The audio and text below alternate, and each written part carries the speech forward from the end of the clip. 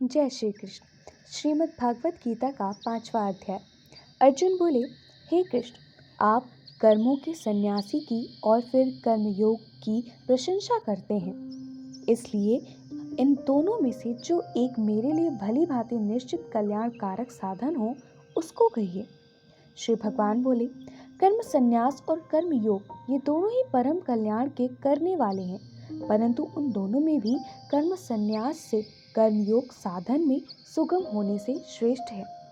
हे अर्जुन, जो पुरुष न किसी से द्वेष करता है और न किसी की आकांक्षा करता है, वह कर्मयोगी सदा सन्यासी ही समझने योग्य है, क्योंकि राग द्वेष आदि द्वंद्वों से रहित पुरुष सुखपूर्वक संसार बंधनों से मुक्त हो जाता है।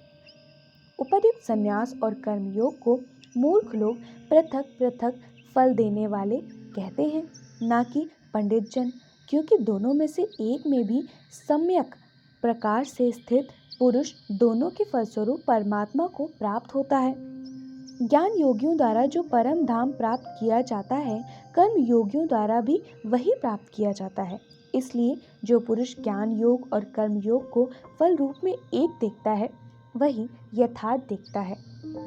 परंतु हे अर्जुन, कर्म योग के बिना संन्यास अर्थात मन, इंद्रिय और शरीर द्वारा होने वाले संपूर्ण कर्मों में कर्तापन का त्याग प्राप्त होना कठिन है, और भगवत स्वरूप को मनन करने वाला कर्मयोगी पर ब्रह्म परमात्मा को शीघ्र ही प्राप्त हो जाता है। जिसका मन अपने वश में है, जो जितेंद्रिय एवं विशुद्ध अंतःकरण वाला है और संपूर्ण प्राणियों का आत्मरूप परमात्मा ही जिसका आत्मा है, ऐसा कर्मयोगी कर्म करता हुआ भी लिप्त नहीं होता। तत्वों को जानने वाला सांख्य योगी तो देखता हुआ, सुनता हुआ, स्पर्श करता हुआ, सूंघता हुआ, भोजन करता हुआ, गमन करता हुआ, सोता हुआ, श्वास लेता हुआ, बोलता हुआ, त्यागता हुआ, ग्रहण करता हुआ तथा आँखों को खोलता और मूंदता हुआ भी सब इंद्रियां अपने अपने अर्थों में बरत रही हैं। इस प्रकार समझकर निसंदेह ऐसा माने कि मैं कुछ भी नहीं करता हूँ। जो पुरुष सब कर्मों को परमात्मा में अर्पण करके और आसक्ति को त्याग कर कर्म करता है, वह पुरुष जल से कमल के पत्ते की भांति पाप से लिप्त नहीं होता। कर्मयोगी ममत्व बुद्धि रहित केवल इंद्रिय, मन, बुद्धि और शरीर द्वारा भी आसक्ति को त्याग कर अंतःकरण की शुद्धि के लिए कर्म करते हैं। कर्मयोगी कर्मों के फल का त्याग करके भगवत प्राप्ति रूप शांति को प्राप्त होता है, और सकाम पुरुष कामना की प्रेरणा से फल में आसक्त होकर बांधता है। अंतःकरण जिसके वश में है, ऐसा सांख्य योग का आचरण करने वाला पुरुष न करता हुआ और न करवाता हुआ ही नव द्वारों वाले शरीर रूप घर में सब कर्मों को मन से त्याग कर आनंद पूर्वक सच्चिदानंद घन परमात्मा के स्वरूप में स्थित रहता है। परमेश्वर मनुष्य के न तो कर्तापन की, न कर्मों की और न कर्म फल के संयोग की ही रचना करते हैं, किंतु स्वभाव ही बरत रहा है। सर्वव्यापी परमेश्वर भी न किसी के पाप कर्म को और न किसी के शुभ कर्म को ही ग्रहण करता है, किंतु अज्ञान के द्वारा ज्ञान ढका हुआ है, उसी से सब अज्ञानी मनुष्य मोहित हो रहे हैं। परंतु जिनका वह अज्ञान परमात्मा के तत्व ज्ञान द्वारा नष्ट कर दिया गया है, उनका वह ज्ञान सूर्य के सदृश उस सच्चिदानंद घन परमात्मा को प्रकाशित कर देता है। जिनका मन तंद्रूप हो रहा है, जिनकी बुद्धि तंद्रूप हो रही है और सच्चिदानंद घन परमात्मा में ही जिनकी निरंतर एक ही भाव से स्थिति है, ऐसे तत्परायण पुरुष ज्ञान के द्वारा पाप रहित होकर अपुनरावृत्ति को अर्थात परम गति को प्राप्त होते हैं। वे ज्ञानी जन विद्या और विनय युक्त ब्राह्मण में तथा गौ, हाथी, कुत्ते और चांडाल में भी समदर्शी ही होते हैं। जिनका मन समभाव में स्थित है, उनके द्वारा इस जीवित अवस्था में ही संपूर्ण संसार जीत लिया गया है, क्योंकि सच्चिदानंद घन परमात्मा निर्दोष और सम है। इससे वे सच्चिदानंद घन परमात्मा में ही स्थित हैं।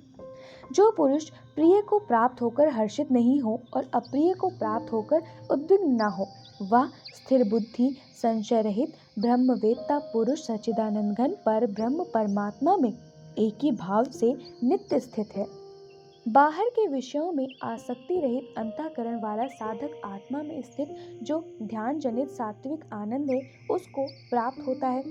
तदंतर वह सच्चिदानंद घन परम ब्रह्म परमात्मा के ध्यान रूप योग में अभिन्न भाव से स्थित पुरुष अक्षय आनंद का अनुभव करता है, जो ये इंद्रिय तथा विषयों के संयोग से उत्पन्न होने वाले सब भोग हैं।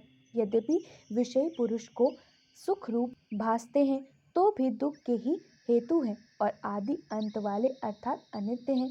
इसलिए हे अर्जुन, बुद्धिमान विवेकी पुरुष उनमें नहीं रमता।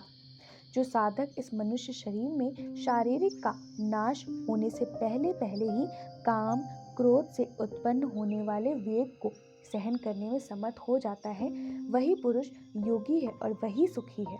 जो पुरुष अंतरात्मा में ही सुख वाला है, आत्मा में ही रमण करने वाला है तथा जो आत्मा में ही ज्ञान वाला है, वह सच्चिदानंद घन परम ब्रह्म परमात्मा के साथ एक ही भाव को प्राप्त सांख्य योगी शांत ब्रह्म को प्राप्त होता है। जिनके सब पाप नष्ट हो गए हैं, जिनके सब संचय ज्ञान के द्वारा निवृत्त हो गए हैं, जो संपूर्ण प्राणियों के हित में रत है और जिनका जीता हुआ मन निश्चल भाव से परमात्मा में स्थित है, वे ब्रह्मवेता पुरुष शांत ब्रह्म को प्राप्त होते हैं।